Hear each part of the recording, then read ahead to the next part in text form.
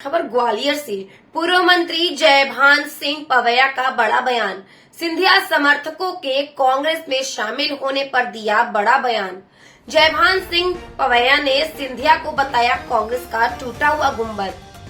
आगे उन्होंने कहा, आजकल चुनाव के दौरान इच्छाओं और आकांक्षाओं को पूरा करने, धैर्य और संयम पर राजनीति कार्यकर्ता काबू नहीं रख पाते हैं। उसके कारण दलों में आने वाले का सिलसिला जारी रहता है। मैं इस तरह का कार्यकर्ता हूँ। जब भाजपा का भी कार्यकर्ता परिवार से जाता है तो अच्छा नहीं लगता।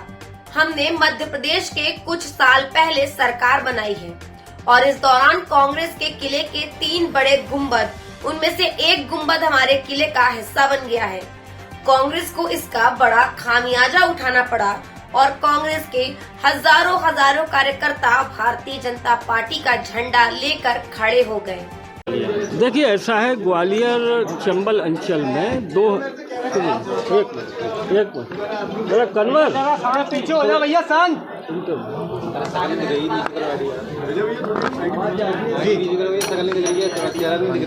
जी बताइए। थोड़ा मैं पीछे हो रहा, थोड़ा पीछे।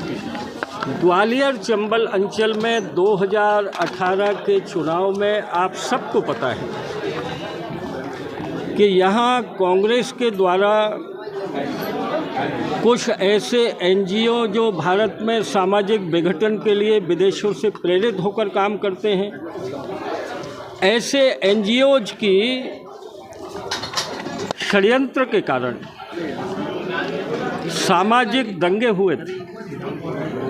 ग्वालियर चंबल अंचल में हिंसा हुई थी, नफरत की आग जली थी और इसके कारण चुनाव के ऐन मौके पर हमको उसका खामियाजा उठाना पड़ा था। हम इस बार शुरू से ही सतर्क रहे हैं, क्योंकि जिस कांग्रेस के पास देने के लिए कुछ नहीं है जनता को, जिसके पास कोई पॉलिटिकल इश्यू नहीं है, उस कांग्रेस के पास एक ही हथियार है कि वो सामाजिक तनाव पैदा करती है जुमले देकर। और इस बार हम किसी कीमत पर सामाजिक तनाव पैदा नहीं होने देंगे। तो कांग्रेस के पास एक तो अफवाहों का हथियार है, एक सामाजिक तनाव पैदा करने का हथियार है।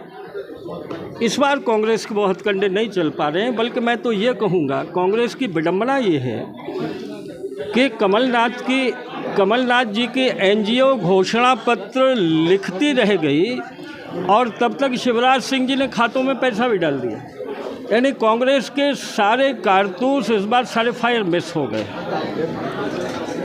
एक मुख्य सवाल ये है कि बीजेपी के कई नेता जो हैं, जो सिंधिया जी के साथ में आए थे, वो लगातार अब कांग्रेस में शामिल हो रहे हैं।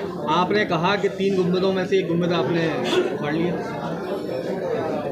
देखिए, आजकल चुनाव में